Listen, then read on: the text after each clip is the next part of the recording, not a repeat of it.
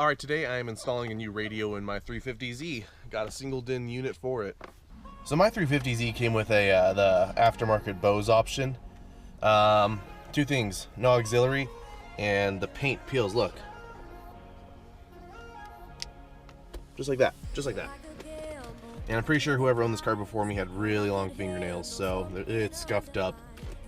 The effort to get an auxiliary to work in this and getting this cleaned up, I don't think it's really worth it at all. So I got this JVC unit from Crutchfield. They seem like they have the best prices online for radios and they're most helpful, so I'll give them my money.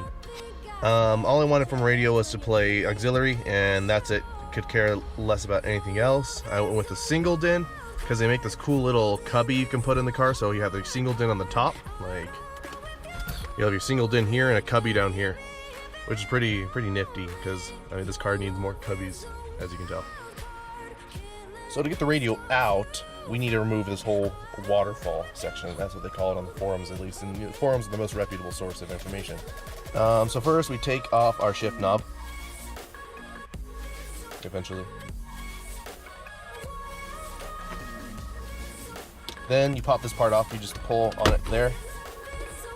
It's off there. Shift boot up.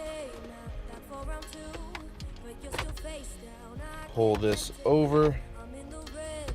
And there's a connector on the back we unhook there, and it gets it out of our way completely.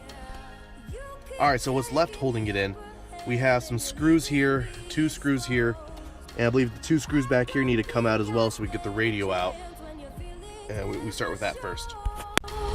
Your love is a wild card. Can't let this go too far. I don't know if you'll hold me or break my heart, 'cause your love is a wild card.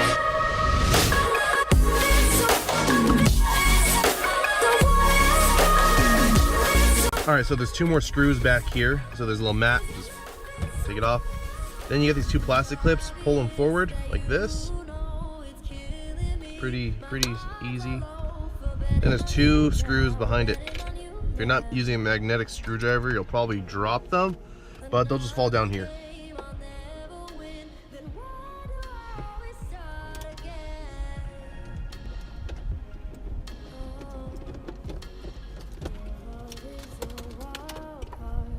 You gotta also take down the 2 screws down here, which I totally forgot. I haven't done this for a while, forgive me.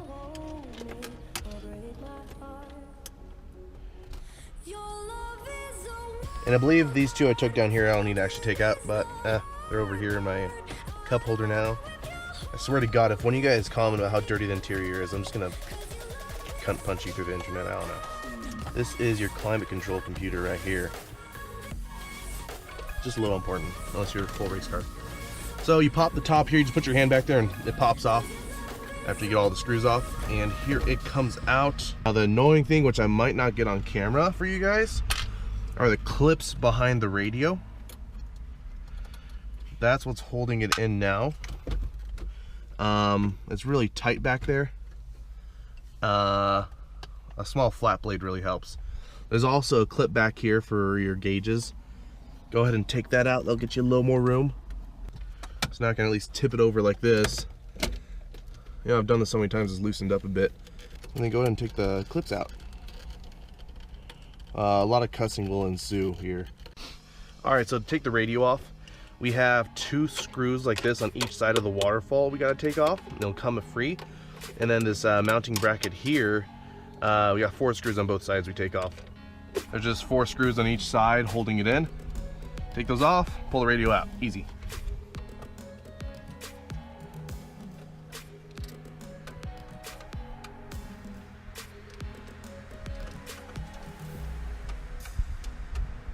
Oh, just kidding, I keep forgetting. There's 2 more tiny ones here. Radio's free.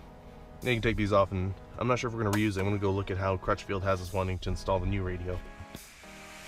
Alright, so next we have our wiring harness.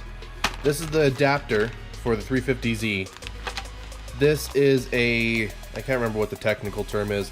This is so our factory amplifier and subwoofer work.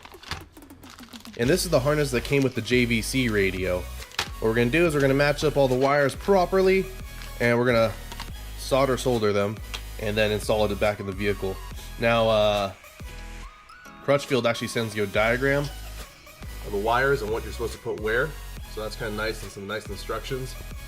But before I even do any of that, we're gonna Google something real quick.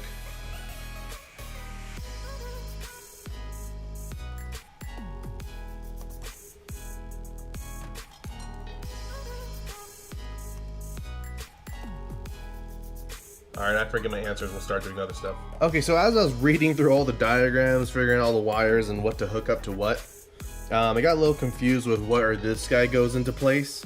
So I called Crutchfield, and they're able to quickly help me. The guy on the phone actually sent me the diagram for the JVC harness that I got, straight to the Scotia and where to hook it up exactly. He made it so easy. Should have called him earlier. Anyway, I'm going to start soldering. I'm going to start hooking everything up, and then we'll go back to installing in the vehicle.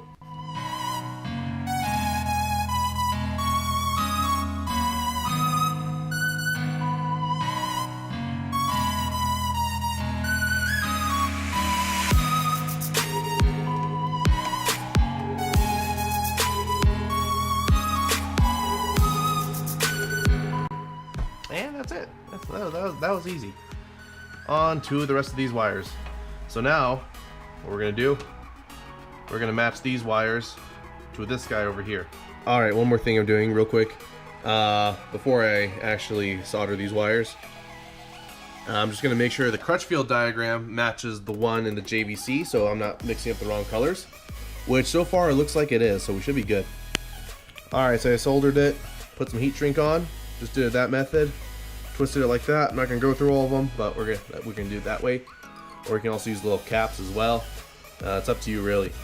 Alright, next, now that we got our wiring done, we're gonna start hooking up the radio into the new DIN unit, and then we're gonna hook it up into the waterfall unit here, and start plugging everything in. So here's how I have mine set up. The JVC slid right in perfectly, and there's only 2 bolt holes on the JVC unit for each side. You use the old metal bracket. Looks like I might have to like contort the plastic around a little bit to get it to line up with the holes. But otherwise, it looks like everything else lines up just fine, and now I'm going to bolt it into that guy.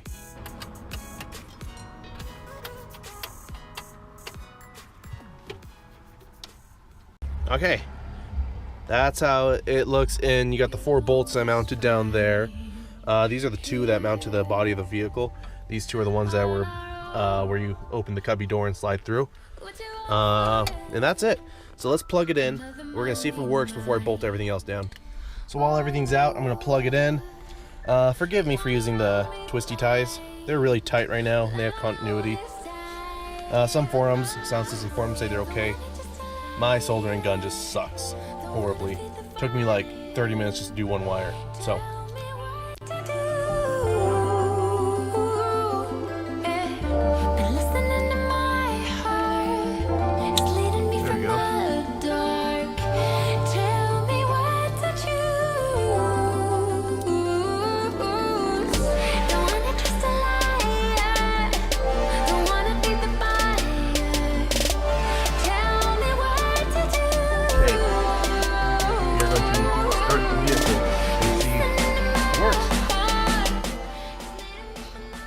It turns on. We got power.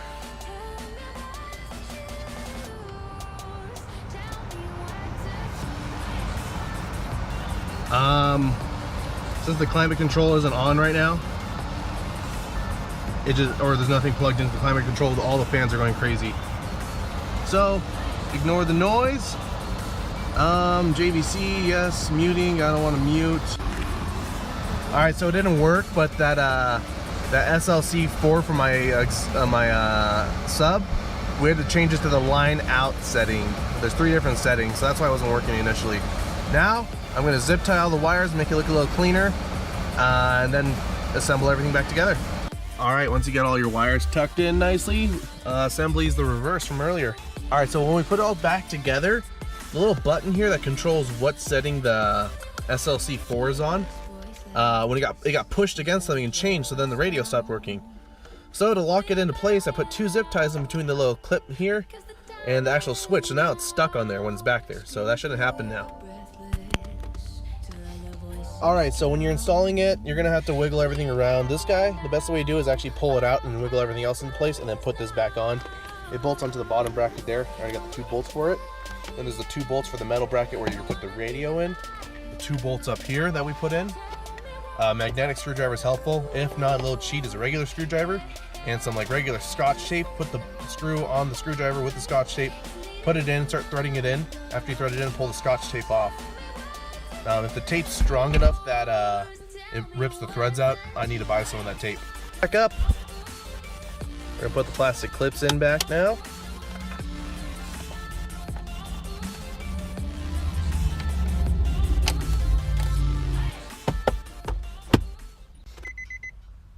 Alright guys, thanks for watching. I really hope this helps some of you guys with an installation, so you at least get an idea of how to take this off and what to expect when you're doing this all. If you have any questions or comments, leave a like. Let's make sure it works one more time while everything's still plugged in.